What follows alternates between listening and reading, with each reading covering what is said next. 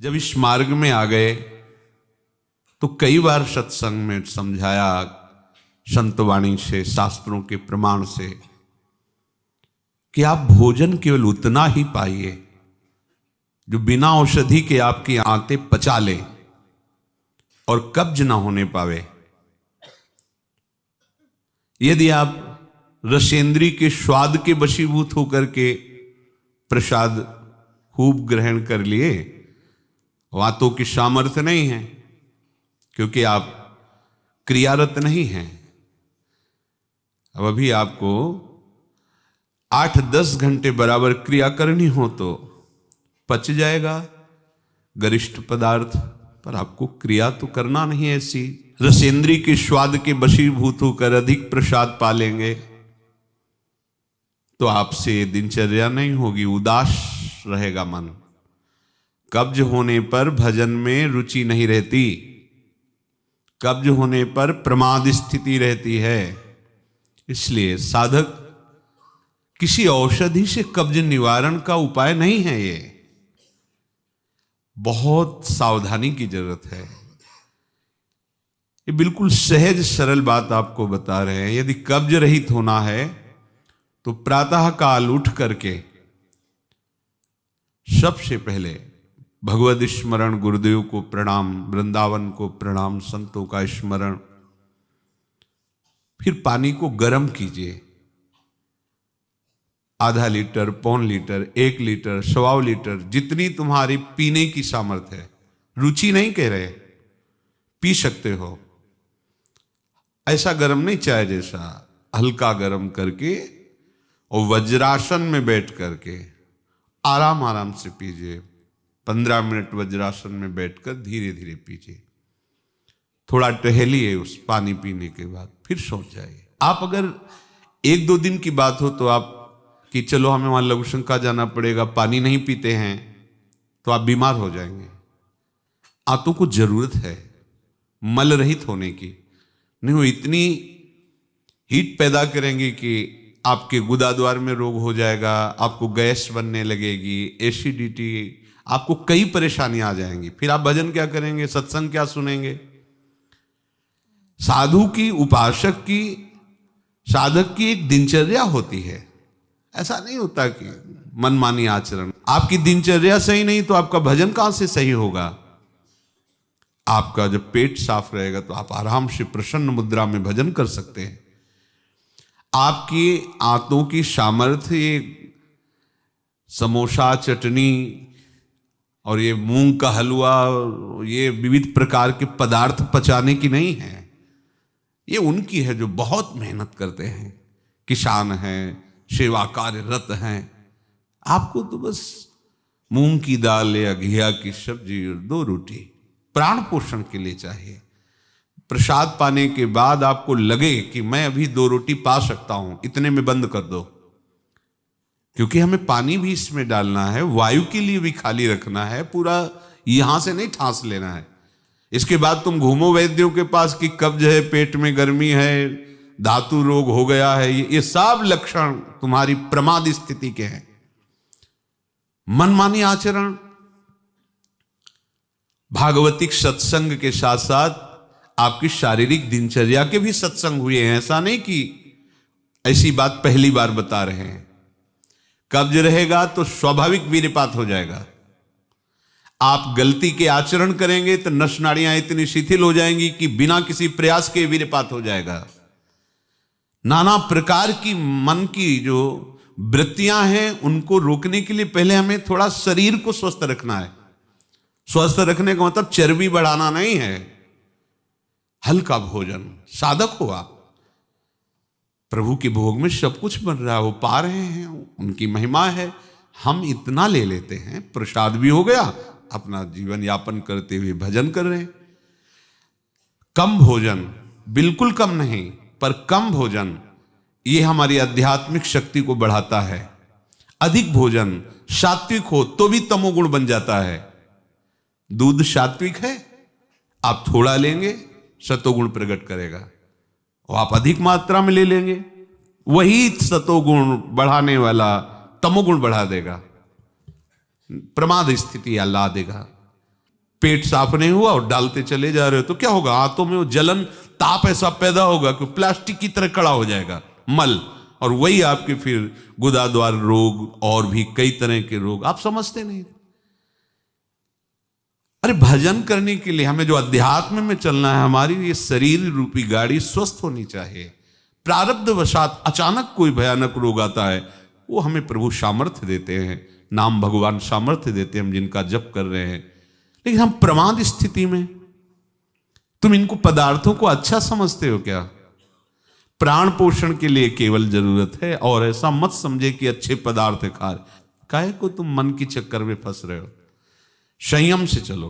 पेट नहीं साफ हुआ, भोजन नहीं पाना मत। खीरा ले लिया, मूली ले ली, काम चला ले। एक बार दोपहर में पा ले 2 खीरा 2 मूली, बस शांत। प्राण पोषण के लिए हो गया, अपने आप साफ हो जाएगा। सुबह जब पानी पियोगे एकदम साफ हो जाएगा। नहीं, भजन कहाँ है? कहाँ है वो वृत्ति जिससे हमें श्यामा श्याम के सुख वाला बनना है? बस यही दुख में घूमते रहो। फिर शाम के बना, दोपहर के बना, सुबह बना, फिर भी तृप्ति नहीं होगी। मान लो मेरी बात, ये माया की चाल है। साधु अपने शरीर पर शासन करता है, इंद्रियों पर शासन करता है। शरीर को जितनी आवश्यकता बस उतना कठोर बनो। इस बात के लिए, अपने लिए कठोर बनो, दूसरे की पवाने के लिए नहीं।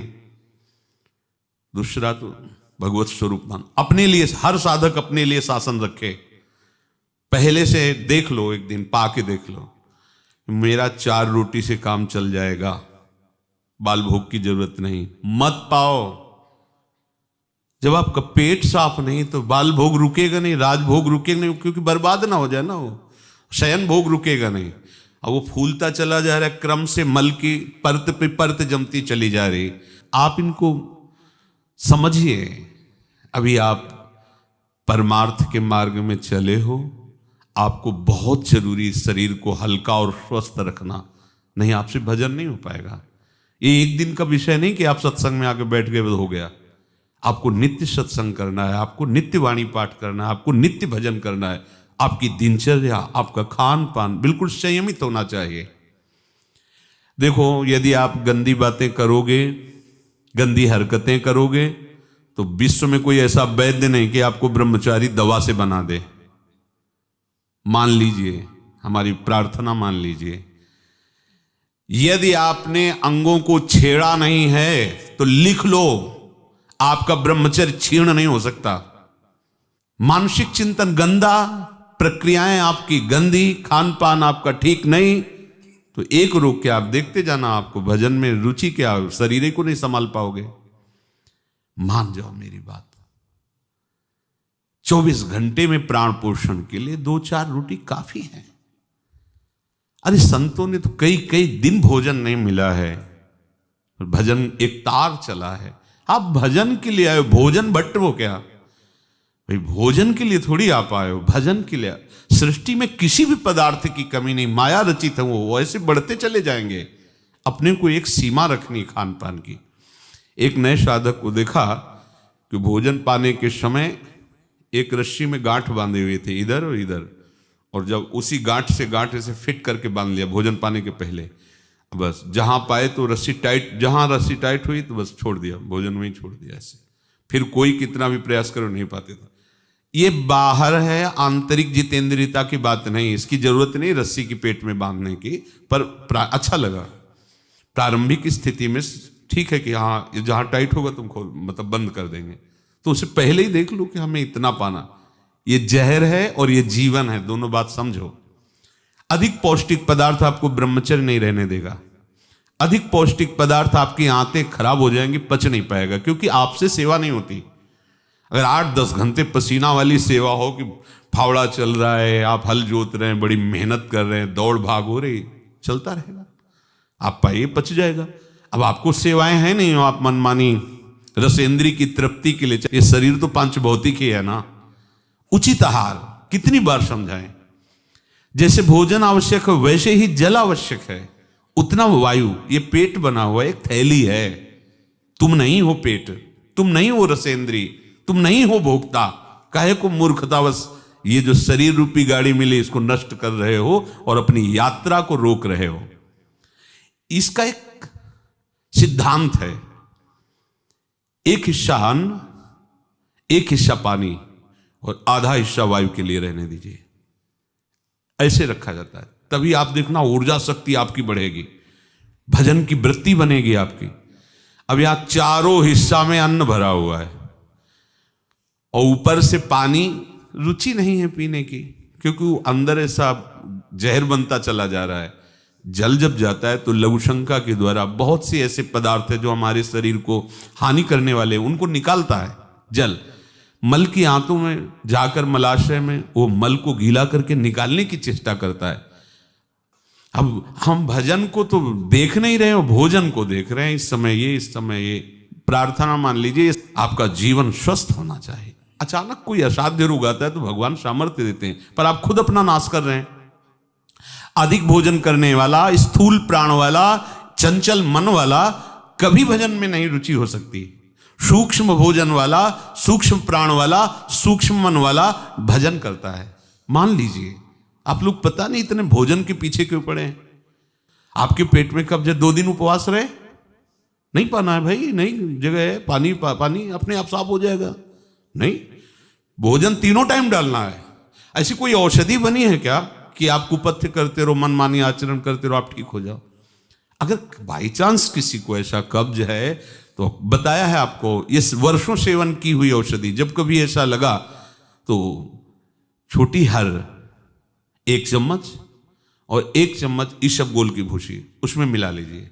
शाम के 200 ग्राम 250 ग्राम गुनगुना दूध से ले लीजिए।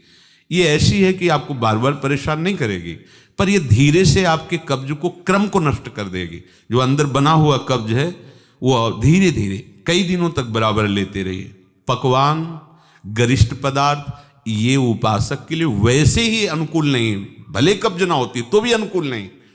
आप मूंग का हलवा पाएंगे, आप बादाम पिस्ता पड़े हुए पदार्थ पाएंगे, आप भजन करेंगे कैसे? मतलब क्या केवल रसेंद्री की तृप्ति ही हमारा उद्देश्य है क्या? कैसे तुम्हें ये बात अच्छी लगती है कि हमें पदार्थ भरपेट पाने?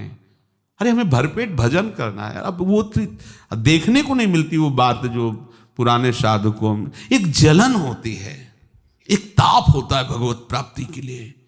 हर समय वो भजन के लिए व्याकुल रहता है, उपाय करता रहता है, नई नई युक्तियां सोचता है भजन के लिए।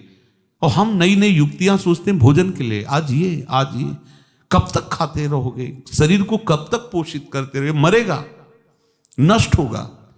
जिस काम के लिए है वो काम बना लो। ये तुम्हारा शरीर नहीं है, तुम शरीर नहीं हो, ये नष्ट होगा, मान लीजिए।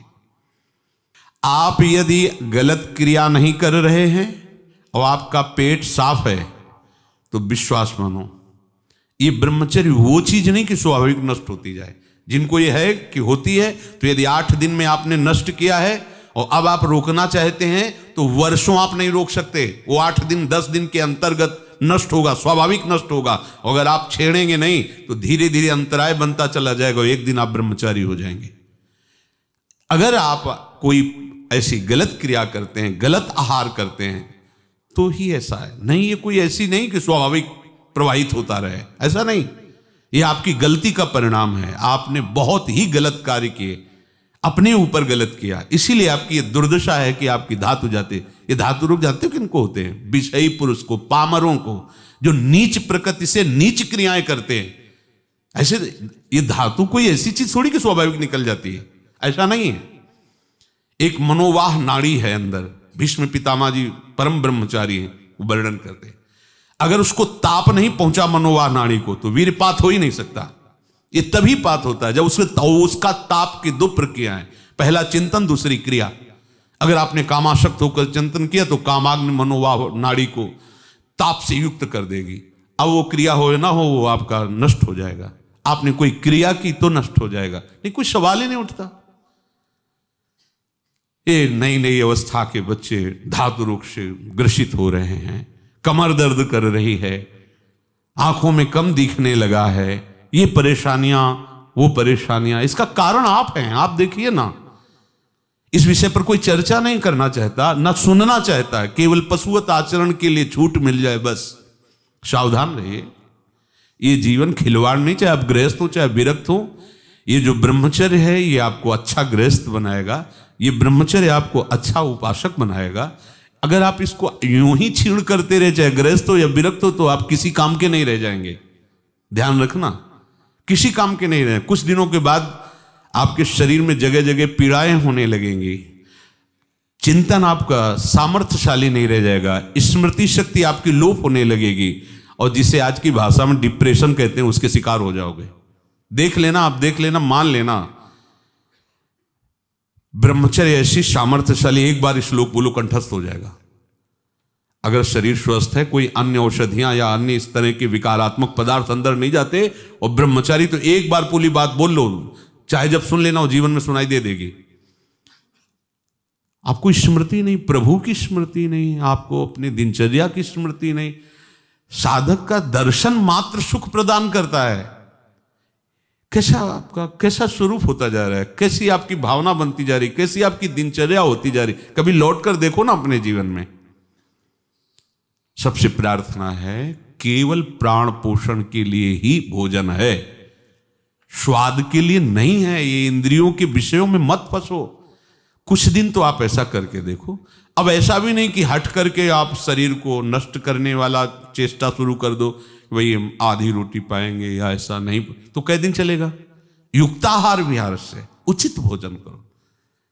कई बार कहा है, शरीर को यदि कमजोरी महसूस हो रही तो दूध ले लिया, नहीं महसूस हो रही तो हाथ जोड़ दिया। नहीं आवश्यकता नहीं, जब होगी तो ले लेंगे, घर ही तो है ना। आवश्यकता है फल ले लीजिए, नहीं आवश्यकता है नहीं डालेंगे शरीर में। फल क्यों डालें, जरूरत नहीं तो हम क्यों डालें। जितनी आवश्यकता उतना भोजन पाया, नहीं तो राधे श्याम और पाइए आप। हमारा एक बार से काम चल जाता, भोजन से नहीं पाना 3 बार बाल भोग राज भोग, सब क्यों आप इस पे परेशान हो रहे। ऐसी ये दिनचर्या आप लोगों की कोई भी हो ठीक नहीं है। आप भगवदाकार वृत्ति नहीं कर पाएंगे। वृत्तियां तो वही, चाहे शरीर में लगा लो चाहे प्रभु में लगा लो। तो यहां प्रभु कह रहे हैं, योन्ता सुखोन्तरा रामस, जो केवल अपने आराध्य देव के सुख में सुखी रहता है, आराध्य देव के सुख वाला है। और यहां विषयों के सुख वाला हम बनना चाहते हैं और चलते हैं परमार्थ के मार्ग पर। सावधान रहिए, बाह्य विषय दुख योनया हैं। आप देख लीजिए, भगवान के वचन हैं, इनसे दुख ही प्रकट होगा। उचित आहार, बहुत संयम चाहिए साधु को, बहुत संयम चाहिए। चाहे साधु का मतलब हम केवल भेष नहीं ले रहे, साधुता के मार्ग से ले रहे हैं, भगवत प्राप्ति के मार्ग से ले रहे हैं। ये आहार विष भी है और अमृत भी है, दोनों बातें जान लीजिए। क्षुधा रूपी व्याधि की केवल चिकित्सा भोजन से करनी है। ये विलासिता बंद करो अपनी जबान की। बनने को सृष्टि में सब कुछ है, सब कुछ के भोक्ता हो क्या तुम? ऐसे श्री जी की रसोई में सब कुछ बन रहा है, तुम सबके भोक्ता हो क्या? प्रसाद में वो देखा जो हमारी आते पचा सकती, थोड़ा डालो, रात दिन भजन में रहो। जो अधिक भोजन करने वाला है वो मानसिक निरंतर नाम जप नहीं कर सकता, पक्का नहीं कर सकता। बातें बनाने से नहीं होती, जब मार्ग में चला जाता है तब पता चलता है। अगर आप अभी सावधान नहीं हुए तो आगे चलकर आपका शरीर और गिरेगा अवस्थागत, और भी रोग आ सकते हैं। फिर आप क्या करेंगे? मन प्रभु में नहीं लगाए तो फिर आप क्या करेंगे? गया ना जीवन। हमें वर्तमान में अपनी साधना का फल देखना है। आगे भगवत प्राप्ति होगी, प्रेम में डूबेंगे, वो प्रभु जाने। हमें वर्तमान में ये फल देखना है कि मेरा हर समय भजन होता है कि नहीं होता। जो उपासक केवल भगवत सुख में मगन रहता है, हमारा सबसे बड़ा साधन का फल है स्मृति। निरंतर हमारा चिंतन, चेष्टाएं, मनन, कथन, श्रवण मेरे प्रभु का ही होता है कि नहीं। प्रमाद स्थिति वाला कर सकता है। पेट बढ़ता चला जा रहा है, चर्बी शरीर की बढ़ रही, उठने झुकने में परेशानी, भजन करोगे? ये ऐसा क्यों हो रहा है? बिना आहार के हो रहा है क्या? अभी चलो आप ठीक से, अभी सूख जाओगे, तो अपने आप सही हो जाओगे, तुमको कोई दवा खाने की जरूरत नहीं है। आपका तप बढ़ेगा, आपकी पवित्रता बढ़ेगी, आपका तेज बढ़ेगा, आपका भजन बढ़ेगा। अल्पाहार करो, शांत प्रसन्न रहोगे। देखो ना, जब पेट साफ हो और शरीर स्वस्थ हो, शांत एकदम, मन बुद्धि एकदम सतोगुण में स्थित है, आनंद आ रहा है, 2 रोटी दोपहर के ले ली, 2 रोटी शाम के ले ली, खूब भजन करो। बनने को कुछ भी बने, यही तो खास बात है। हर वस्तु उपस्थित है, लेकिन आपको केवल अपने जीवन पोषण के लिए लेना है। यह थोड़ी कि सब कुछ है। यही आपकी जितेंद्रियता की परीक्षा है। जो अच्छे पदार्थ बने उनकी अच्छी भावना मत रखो, वो तुम्हारे भजन के नाश का कारण बनेंगे। ये हम अनुभव की बात कहते हैं। थोड़ा ले लिया, कभी बाई चांस वाली बात अलग है। थोड़ा गुलाब जामुन बट रहे, 1 रख, मन कह रहा 20, 1 रख दीजिए, बस। पहली बार कह दिया, अब दोबारा हमसे मत पूछना। कोई पदार्थ थोड़ा रख लिया। आप ये बात को समझो, ये प्रवचन में कहने की बातें नहीं, पर इसलिए समझा रहे कि जैसे घर के सदस्यों को तो ऐसे हम आपको बता रहे, घर के सदस्य जैसे, ये बहुत आवश्यक है।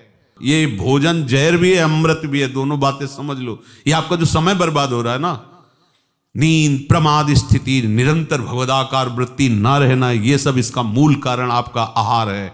कई दिन भोजन नहीं मिलता साधुओं को, ऐसा नहीं कि ऐसे कहीं डाउन मिले, ऐसा नहीं होता।